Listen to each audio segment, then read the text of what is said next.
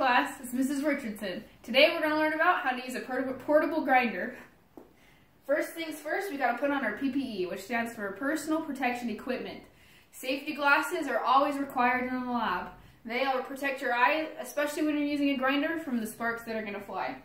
In some cases, depending upon what project you're working on, you'll also need a face shield to protect your whole face from sparks and things that can happen. Second is going to be gloves.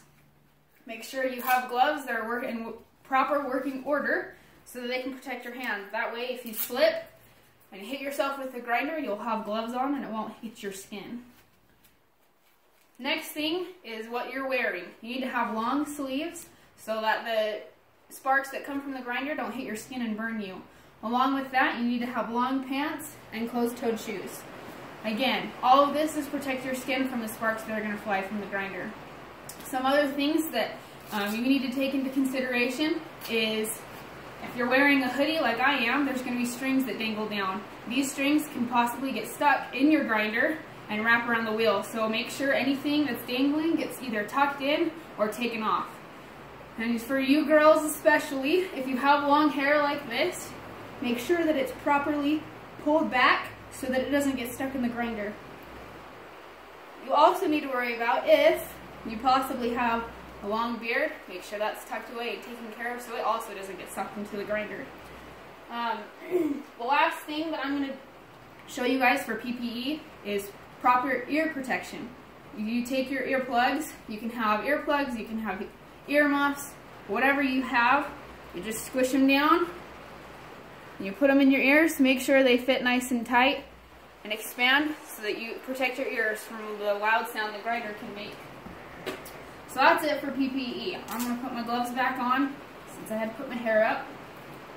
And the next thing we're going to talk about is your workspace area. You need to make sure your workspace is clean when you are ready to roll. So as you can see, I have my bench and we have some problems here. I've got my grinder and some things that I'm going to be working with. But part of my problem is gas cans. Don't have anything near your project that is flammable. So that means chemicals, materials, or anything else that might catch fire. So go ahead and take care of that in your work area. Make sure they're placed in an area where the sparks can't get to them so you don't start a fire. That way you're safe.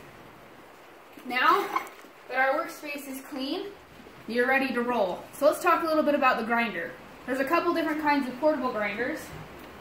We've got a grinder here that has a cord. When you're using a corded grinder, you need to make sure every time that you inspect the cord, especially down here at the base. Right here is a big spot where it can fray and you can lose connection and it can cause sparks and it can shock you.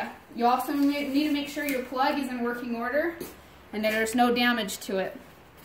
Make sure also when you're pulling the cord out of the wall in the grinder that you grab it by the head and you pull it out, not by the cord, because that's how they get damaged. Also, if you carry the grinder like that, you're going to wear this cord out as well. So that's some specifics about a corded grinder. Now, grinders in general that we're going to talk about are going to be, first thing you have to do is you're going to inspect your grinder and make sure everything's in proper working order. Make sure that this is a battery powered one. Make sure your battery is fully charged and ready to go.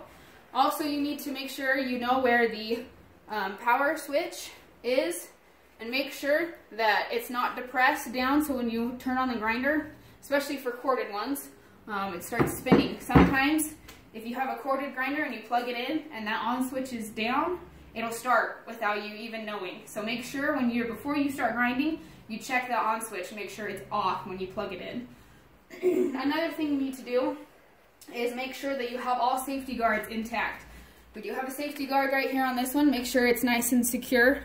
Make sure that it won't come off and it'll protect your fingers because your hands are going to be down here. You don't want the grinding wheel anywhere next to them. Next thing we're going to talk about is some other things about the grinder that you need to know. So we have grinding wheels that are on the grinder, and there's some specifics about grinding wheels that you need to understand. There are different types of grinding wheels. So you need to make sure you know what grinding wheel you have for what project. So the wheel that I have on right now is just a really hard grinding wheel. I have some other examples. This is called a flapper wheel, and it's used for If you like cut something, you can smooth it out. And then this is called a cutting wheel. It's really thin, really hard. This is when you want to like cut your metal, not grind it, but cut through it. So those are your different kinds of grinding wheels. You also need to know what size your grinding wheel is. So this grinding wheel, when you look at this grinder that we have, is going to be too big. So you need to make sure that you get the right size of grinding wheel that fits your grinder. Also, the next thing you need to take into consideration is the hub size. Each grinder can be different in the hub size. Some are bigger, some are smaller, so make sure when you buy your grinding wheels or when you try to put one on that it fits. Some other things we need to look at when we're inspecting our grinding wheels is for any cracks or divots. This grinding wheel has been dropped. You'll see that it's cracked there and it has a divot there. If you were to use this wheel when you're grinding, you put it on, you start grinding away, it's very likely that it'll shatter. And it'll cause some damage to you, to your project, maybe people around you. So make sure you inspect your grinding wheels and make sure that they are safe and ready to go. Another thing I'm going to show you on the grinding wheel is how to hold it while you're working on your project. So, alright, most grinders are going to have an extra handle right here. It is removable if you need to, if you're getting in a tight spot. But if you have it, you take your dominant hand right here, I'm right-handed, and then you take your not dominant hand, so that's my left hand, and you use it, and you have it on your trigger. So when you're grinding, you have full control of where that grinder's going. And this way you're ready to go, and you have full control. Make sure you have a tight grip when you're grinding. The next thing that we're going to talk about is how to change the grinding wheel safely. So most grinders will have a little tool that looks like this that you can hook on to take this centerpiece out. That's what holds your grinding wheel on. So you just take it just like this and you loosen it and spin it off. So you've got this piece and then you have your grinding wheel. Now there's different grinding wheels that fit on here. So if you see there's a little bit of a step up right there, and you put this grinding wheel on there and you see how they're not flush. On your cap you have a side that's going to have a step up and then a flat side. If your grinding wheel is not flush with your grinder, make sure you put that step down so that it secures it. Now, for example, if you have another grinding wheel, the flapper wheel will also fit on here.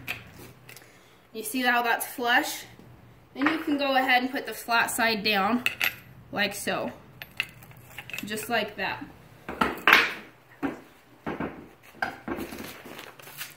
So, there's one last feature that I want to show you on a grinding wheel.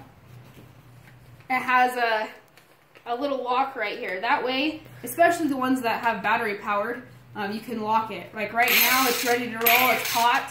So if someone came and picked it up and started grinding, they could do all sorts of damage. So when you're done with it, especially the battery powered ones, make sure you lock it. That way, the next person that comes to pick up the grinder, it's locked and they can't make the grinder go until they're ready. I think that's all I have for you. Make sure you are wearing your PPE and review this video so you know how to use the grinder properly before you start any project. Thanks.